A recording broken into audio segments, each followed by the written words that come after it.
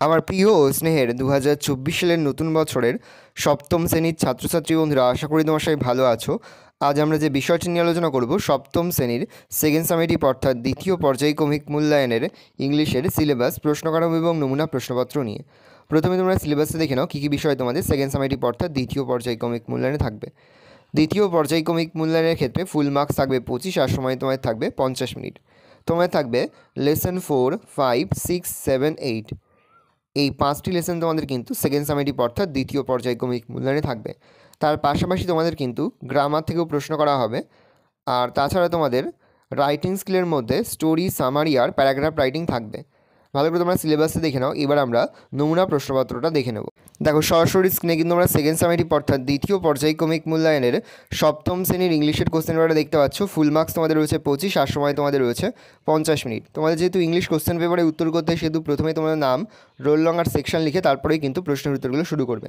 দেখো, প্রথমে তোমাদের একের দাগে একটা সিনের প্যাসেজ রয়েছে, এখান থেকে কিন্তু প্রশ্ন করা হয়েছে। খুব ভালো করে তোমরা কিন্তু সিনের প্যাসেজটা পড়ে নেবে, তারপরেই কিন্তু প্রশ্নের উত্তরগুলো শুরু করবে। দেখো, একের এর দাগে প্রশ্ন দিয়েছে অ্যান্সার দ্য কোশ্চেন কেয়ারফুলি। প্রশ্নের মান রয়েছে 1 করে 1 × 2 = 2। বি এর দাগে তোমাদের প্রশ্ন দেওয়া হয়েছে রাইট ট্রু অর ফলস। প্রশ্নের মান রয়েছে 1 করে 1 × 3 = 3। ট্রু হলে টি লিখতে হবে আর ফলস হলে এফ লিখতে হবে। পরে হচ্ছে সি এর দাগে match column A with column B. প্রশ্নের মান হাফ করে হাফ গুণ 4 = 2। পরে দেখো, তোমাদের পোয়েম থেকে একটা প্যাসেজ রয়েছে, এখান থেকে কিন্তু প্রশ্ন করা হয়েছে। 2 এর দাগে রয়েছে মোট দুটো প্রশ্ন, খুব সংক্ষেপে প্রশ্ন দুটোর উত্তর করতে হবে। প্রশ্নের মান রয়েছে 1 করে 1 × 2 = 2।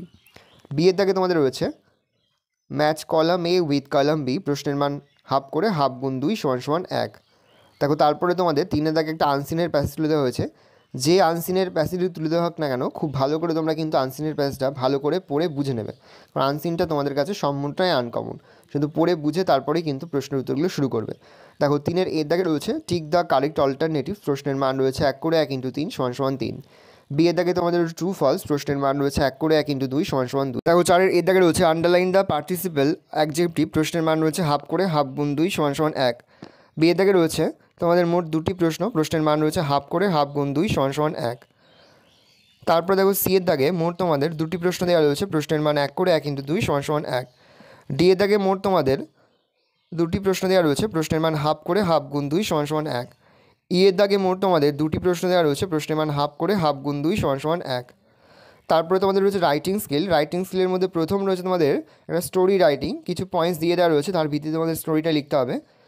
আর তারপরে অর দিয়ে তোমাদের রয়েছে paragraph writing, your favourite fruit. ভালো করে দেখে নাও। এই রয়েছে টোটাল তোমাদের সেকেন্ড সামেটিভ অর্থাৎ দ্বিতীয় পর্যায়ক্রমিক মূল্যায়নের সপ্তম শ্রেণীর ইংলিশের কোশ্চেন পেপার।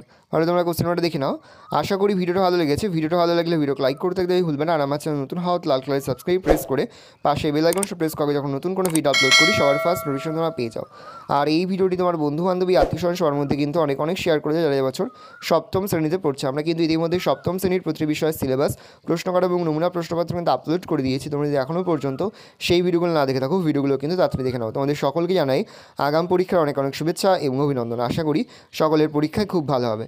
একেবারে ভিডিও শেষে স্ক্রিনে তোমরা একটা প্লেলিস্ট দেখতে পারবে, তারপরে ক্লিক করলেই সমস্ত ভিডিওগুলো কিন্তু তোমরা পর পর দেখে নিতে পারবে। ভালো, তোমরা কোশ্চেনটা দেখে নাও।